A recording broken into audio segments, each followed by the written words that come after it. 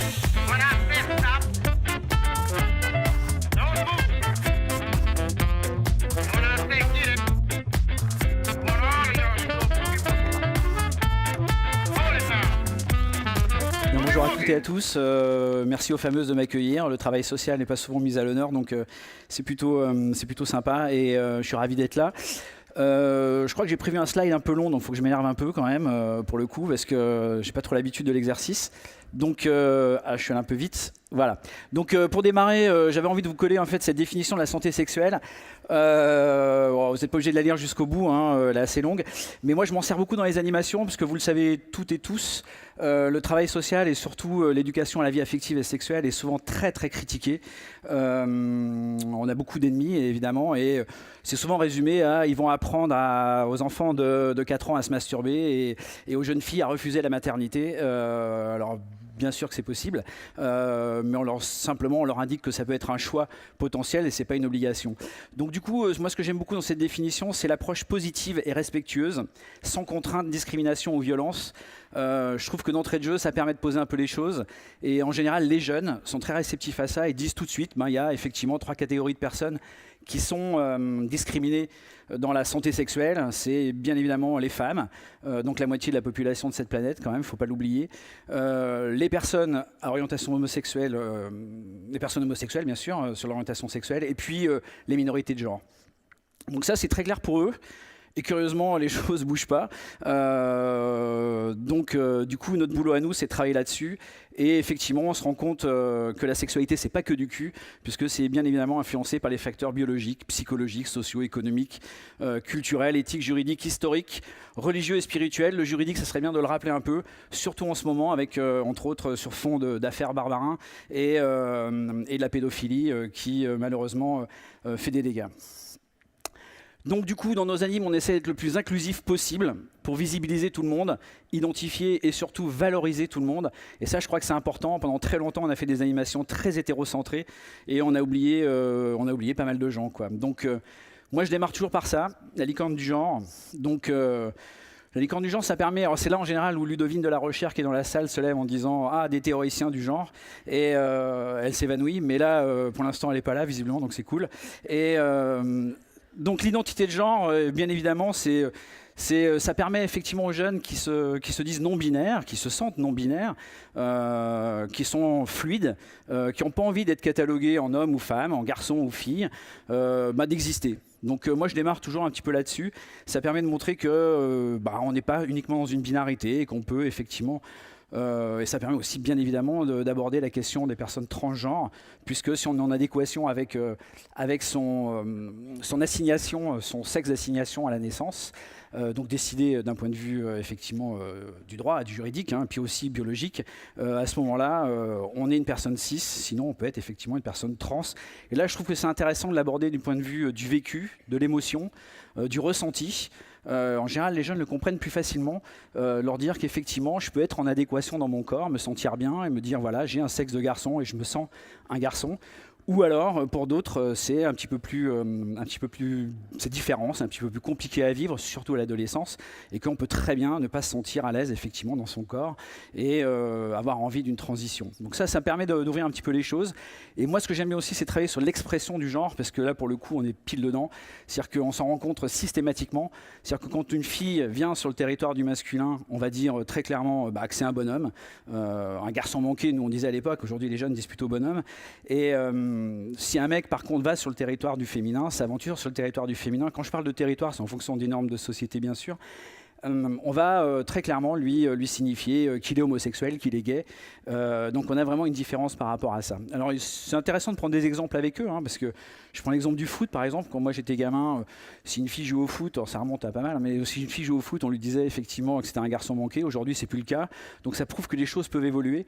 Et c'est intéressant de travailler ça aussi avec eux. Qu'est-ce qui a évolué, qu'est-ce qui peut évoluer, comment ils peuvent effectivement rentrer dans ce process d'évolution. Le sexe assigné à la naissance, ça permet effectivement aussi d'aborder la question des intersexes. Je ne passe pas des heures là-dessus, parce que, surtout ça, bien évidemment, hein, parce qu'on a 2 heures, on nous octroie 2 heures d'animation. On revoit très peu les classes, malheureusement. Quelquefois, on a des programmes un petit peu plus poussés, où on peut revoir plusieurs fois les classes, donc on peut effectivement décortiquer un petit peu les choses, mais ça reste très très court. On est très très loin des fameuses histoires de 3 animations par an autour de la sexualité et la vie affective dans les établissements, hein. Et puis on aborde les attirances sexuelles, les attirances sentimentales, émotionnelles. Je trouve ça intéressant de bien montrer qu'effectivement tout n'est pas qu'une histoire de sexualité, il y a aussi les sentiments, il y a aussi les émotions, et en général ça marche plutôt bien, et ce qui fait qu'on peut attaquer tranquillement l'animation, puisqu'on a parlé de tout le monde, on n'a oublié personne. Alors du coup, quand on parle du sexe d'assignation, forcément le sexe génital, hein, et le sexe génital féminin qui reste le grand tabou. Alors je vous ai mis quelques phrases comme ça, pris au volet. Effectivement, je me souviens d'une jeune fille qui m'avait dit « Monsieur, nous on peut pas se masturber, on n'a pas de sexe ». Elle s'était reprise, bien évidemment, mais ça voulait tout dire. Dans sa tête, la masturbation, c'était forcément autour du phallus. Et très clairement, donc ce sexe féminin, dès qu'on l'aborde, c'est toujours assez étonnant, parce que dans les classes, il y a toujours une moue de dégoût sur le visage des filles, et des garçons aussi, hein, d'ailleurs, mais très présent sur celui des filles, et on se dit... Elles n'aiment pas leur sexe. Et moi, je leur dis souvent, quand on parle de votre sexe, vous faites toujours « Ah, vous êtes dégoûté ». Et pourtant, les mecs, quand ils regardent le leur, en général, ils sont plutôt contents. Genre « Oh, ils sont assez ravis, ils le vivent plutôt bien ». Et donc, on a quand même quelque chose d'assez fort là-dessus. Et je pense qu'il y a un gros boulot à faire à ce niveau-là. Et malheureusement, ça traîne un peu. Alors oui, on ne se frotte pas le fœtus quand on se masturbe. Mais bon, il y a des mecs qui y croient. Alors évidemment, le super clito est arrivé. Merci Odile Fillot. Et du coup... Bien évidemment, on s'en sert, très clairement, mais je pense qu'on est un petit peu solo, parce que si on regarde les manuels scolaires, je crois que c'est de l'ordre d'un manuel sur 10, je crois qu'il y a réellement réhabilité la vraie taille du clitoris. Ça en dit long quand même sur effectivement la force et la présence du patriarcat chez les éditeurs. Et donc cette phrase effectivement d'Odile Fillot qui est intéressante, parce que du coup, pour accéder à une vie sexuelle très épanouie, c'est quand même important de connaître son corps, et que les mecs le connaissent aussi, bien évidemment. Donc moi, je parle beaucoup du clitoris, et là, c'est pareil, hein, en général. C'est soit la sidération, de quoi il nous parle, soit limite, le mec est un peu pervers, il vient nous parler du clito en classe. On se demande s'il fait ça chez lui avec ses gosses, quoi. C'est un peu ça. La schneck... Alors la schneck, c'est un grand moment, parce qu'on parle du rap souvent, et moi j'ai rien contre le rap, j'aime beaucoup, mais le rap, en tant qu'adulte, on peut se dire c'est une posture, c'est du second degré, c'est de la provo, on en rajoute, hein, les fameuses histoires de Caris et Booba qui se bastonnent dans les couloirs de l'aéroport, mais c'est aussi quand même, l'air de rien, des choses qui sont véhiculées, et c'est vrai que la schneck, elle est quand même très utilisée, et surtout elle sent tout le temps, elle pue. Et moi je me dis toujours comment une fille peut effectivement découvrir son corps, grandir avec son corps, alors qu'on lui rappelle tout le temps que voilà, ce sexe pue, il est malodorant. Booba, mes baskets sentent la schneck, trop de pute à mes pieds. Là il y a la complète, il y a à la fois les putes et puis la schneck qui pue, donc c'est vraiment la totale. Et je trouve que c'est bien de leur montrer ça, parce que souvent ils écoutent, ils entendent, mais c'est pris dans le flow, et au final ils ne se rendent pas véritablement compte de l'impact de ces phrases-là. Donc au-delà de ça, c'est que aussi ça renvoie bien évidemment à tous les liquides corporels, les règles, les pertes blanches, la cyprine, qui de toute façon puent constamment. Je crois que je suis un peu à la bourre, il faut que j'avance. Alors du coup, c'est intéressant d'aider à se réapproprier son corps. Et moi j'aime beaucoup ce petit clip là de Janelle Monáe, donc où effectivement elle répondait un petit peu à Trump qui avait dit les femmes s'attrapent par la chatte, je crois, avec son on va pas en parler en fait, ça sert à rien. Et du coup je trouve qu'il est vraiment bien fait, parce que elle joue vraiment avec effectivement la vulve, et l'idée de positiver ce sexe féminin. Je pense que ça fait du bien, et j'ai mis un petit attention, parce que effectivement pour l'instant c'est plutôt chez les anglo-saxons, mais tout ce qui touche effectivement la chirurgie au niveau des lèvres et du sexe, forcément ça a un impact. Les vulves lisses, épilées, symétriques, avec aucune lèvre qui dépasse, et du coup il y a une augmentation très forte de la chirurgie esthétique au niveau du sexe. Donc ça pose quand même beaucoup de questions. Pour l'instant on n'est pas trop dedans nous en France, mais ça nous pend au bout du nez. L'hymen, le grand mystère de la foi et du sexe. J'ai mis ça comme ça parce que j'entends tellement de conneries sur l'hymen. Un jour, je me suis dit, il faut quand même que je trouve quelque chose pour le montrer. Et je le montre, du coup, parce que ça reste quelque chose de totalement... J'ai trouvé sur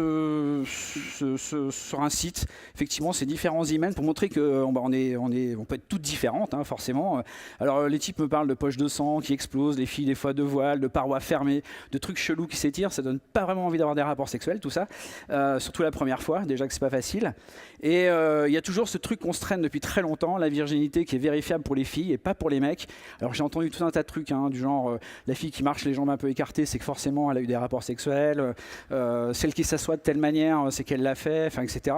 Alors que les mecs se promènent tranquillement, eux on va pas regarder comment ils s'assoient et comment ils marchent.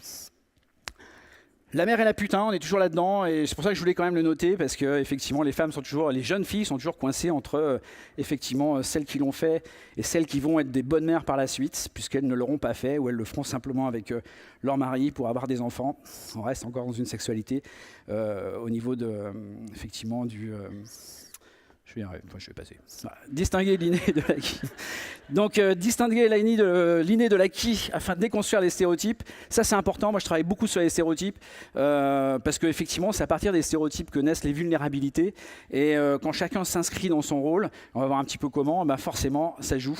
Alors, il y a le fameux Pick and Blue Project de la sud-coréenne Jong Mi-yoon qui est quand même assez génial, où à la fois elle travaille sur la surconsommation, mais aussi sur les idées de jeu très genrées. Donc là, on est effectivement dans un travail. Et c'est intéressant de travailler ça avec eux aussi parce qu'ils font en général, moi je leur demande ce qu'ils ont reçu comme cadeau, surtout après Noël, c'est intéressant. Et du coup là, on rigole quand même pas mal parce que ça reste quand même très très genré au niveau des cadeaux, quoi. Les postures corporelles, ça c'est intéressant aussi, forcément. Alors les filles sont toujours un petit peu présentées comme ça, hein, genre je suis trop jolie. Et souriante toujours, bien évidemment. Et les mecs, on leur demande, le garçon là qui fait le roi, je sais pas, il doit avoir 6-7 ans, on lui demande déjà, vas-y, il faut que tu aies un regard de vrai mec. Victoire ce matin disait porter ses couilles, hein, les couilles sur la table, porter ses couilles. Je pense qu'on est effectivement bien là-dedans. On lui demande effectivement, donc on est dans l'injonction à la séduction d'un côté et l'injonction à la virilité et au courage de l'autre. Donc ça c'est quelque chose que j'ai repris d'un TEDx que j'avais vu qui était intéressant parce que ça leur parle en général, les postures. Et on travaille en plus, moi j'aime bien travailler dans les classes sur les postures qu'ils peuvent avoir tous. Et effectivement, on est quand même beaucoup là-dedans et c'est quand même très présent. Je me souviens d'un mec une fois qui était assis comme ça en manspreading, hein, les jambes très écartées, et qui me dit ouais monsieur, les meufs là avec leurs leggings là, quand elles passent et tout, elles nous chauffent grave. Je dis bah ouais, je sais pas. Et toi avec ton jogging du Barça là bien moulant, peut-être que tu nous chauffes grave aussi quoi. Et inverser un peu les rôles. C'est intéressant parce que du coup on n'a pas l'habitude et effectivement le corps des femmes est quand même beaucoup plus objectivé que celui des mecs et je trouve que c'est intéressant à travailler aussi avec eux, quoi. Les influenceuses, un grand moment. Alors moi j'ai rien, chacun fait ce qu'il veut, c'est des adultes, elles font ce qu'elles veulent de leur corps, c'est pas un problème, je vais pas critiquer ça. Par contre ce qui est intéressant c'est de voir comment c'est pris par les ados et les influenceuses elles sont en maillot de bain toute l'année, hein, été comme hiver. L'injonction du corps c'est quand même globalement toujours le même et c'est vrai que c'est quand même une grosse pression l'air de rien sur le corps parfait. Et tout à l'heure, j'entendais Laurent Chiama qui parlait de la sororité. Moi, je trouve que la sororité, elle a du mal à prendre quand même chez les très jeunes, parce que justement, ces filles, elles sont mises en compétition tout le temps sur leur look, sur leur beauté, sur leur popularité au sein des collèges ou des lycées. Et du coup, forcément, quand on est effectivement en rivalité, la sororité, ça marche pas trop, quoi. Donc, ça pose la question des réseaux sociaux, forcément. On n'a pas vu arriver le numérique. Je pense que dans le travail social, on a été un petit peu léger sur l'arrivée du numérique et ça a une influence énorme, hein, forcément. Et je pense qu'il y a un gros travail pour donner un esprit critique par rapport à tout ce qu'ils peuvent voir et échanger à faire un petit peu régulièrement. Ça va vite, hein, le temps. Ouais. Je vois le truc qui défile là, c'est flippant. Et donc forcément, quiconque théorie, ça je vais vous le passer. Mais la segmentation, en tout cas, je suis désolé, je reviens. Bon, très bien. C'était surtout pour cette dernière phrase, quand elle dit effectivement, de toute façon, je n'ai jamais croisé nulle part. Je crois bien qu'elle n'existe pas, cette femme parfaite qu'on nous montre tout le temps. Donc, je vous laisse revenir au texte, c'est quand même un texte fondateur, effectivement. Là, je rejoins Victoire Teuillon qui en parlait ce matin aussi. C'est une grosse baffe. Et je pense que tous les mecs devraient effectivement aller le lire ou aller le voir au théâtre. Ça nous ferait grandement bien. Je me dépêche un peu. La segmentation restreint, donc la liberté, on a des choix contraints. L'égalité et la mixité, bien évidemment. Et puis il y a toujours ce vieux truc de la socialisation autour du soin pour les filles et la socialisation autour du risque pour les mecs. Et je pense que pour travailler là-dessus, je pense que donc il y a des vulnérabilités au féminin. Je vous enverrai le PowerPoint. Et il y a une masculinité toxique, et ça je pense que c'est important à travailler avec les mecs, sur effectivement que ça joue aussi en leur défaveur. Alors j'ai mis d'un côté bien évidemment les féminicides, le sexisme de rue, le harcèlement, les violences sexuelles, on ne peut pas l'occulter, il faut en parler, mais je pense que c'est intéressant de travailler avec les plus jeunes sur le fait que cette masculinité toxique, elle leur fait mal aussi, puisqu'on a parlé des détenus, des morts prématurées et du décrochage scolaire qu'il ne faut quand même pas oublier. Je vous renvoie effectivement à Édouard Louis qui a tué mon père et ce petit bout de texte qui est plutôt bien foutu parce que tu n'as pas étudié, abandonné l'école était une question de masculinité pour toi. Et je pense que c'est très présent. Le jugement, alors ça je me suis amusé à un truc qui était pas mal la dernière fois, c'est pour ça que je vous l'ai mis. Malheureusement il y a toujours, on voit ici, c'est le jugement par rapport aux jupes. Les femmes sont toujours jugées par rapport à leur corps, tout le temps, et est-ce qu'elles montent de leur corps. Et j'ai fait le test avec des mecs, avec un mec en short. Et là, c'est allé quand même beaucoup moins loin. Alors c'est vrai qu'au début, les mecs ont dit effectivement le mini-short, c'est le PD, c'est le gay, c'est l'homosexuel. Mais après, on est tombé dans le sportif, le surfeur, le pantacourt relou. Les amateurs de pantacourt, je suis désolé pour vous. Et puis, par contre, de l'autre côté, on est sur des choses quand même assez violentes. Hein, la pute, la salope, celle qui demande que ça, la coquine, etc. Je vais avancer un petit peu. Je voulais au moins faire la pornographie parce que ils ont accès à la pornographie, ça vous le savez, on l'a beaucoup répété. Je vous ai fait des captures écran, non pas d'images, hein, j'ai préféré, je me suis dit, je savais pas trop quel était le public, mais j'ai fait en tout cas des menus, c'est incroyable, c'est une sexualité hyper segmentée, avec des critères de choix qui sont majoritairement féminins, bien évidemment, parce qu'on s'adresse à qui? On s'adresse aux mecs hétéros, et puis avec des choix racisés et très stéréotypés, on peut choisir voilà, la black, la chinoise, la japonaise, etc. C'est, voilà, chacun choisit un petit peu son petit programme, et ce côté segmenté fait qu'on n'a pas une sexualité globale, en fait. On a vraiment un regard très segmenté, quoi, voilà. La top 10 des recherches sur le porno, c'est le blowjob, donc c'est la fellation. Donc du coup, encore une fois, on s'adresse aux mecs. Le cuni n'apparaît nulle part. On voit le côté oral, mais enfin bon, oral, c'est pas le cuni très clairement. Donc on parle pas effectivement du cunilingus. Et puis on trouvait sur les sites porno. Je parle du porno gratuit, ce que Ovidie appelle les grands tubes pornographiques. Hein, donc Pornhub, YouPorn, etc. Et on se retrouve effectivement là-dessus. Les titres du porno, ça c'est juste une catastrophe. J'ai mis que les titres. La culture du viol. L'ado endormi se fait doigter et éjacule. Elle demande d'arrêter mais elle ne le veut pas vraiment. Donc on est vraiment là-dedans et je trouve que ça c'est quand même juste une catastrophe. Vos enfants vont vraiment voir ça, hein, ils le voient très clairement. Pas tous, hein, mais bien évidemment, mais certains. Et les relations incestueuses quand même, c'est le nouveau truc sur Pornhub. Pipe du matin, ma belle-mère suce ma grosse vie pour me réveiller, c'est quand même assez violent, très clairement. Et c'est facile d'accès. En 2 clics, on y est, quoi. Les relations sont subies. Je travaille beaucoup sur les mots et leur sens, bien évidemment.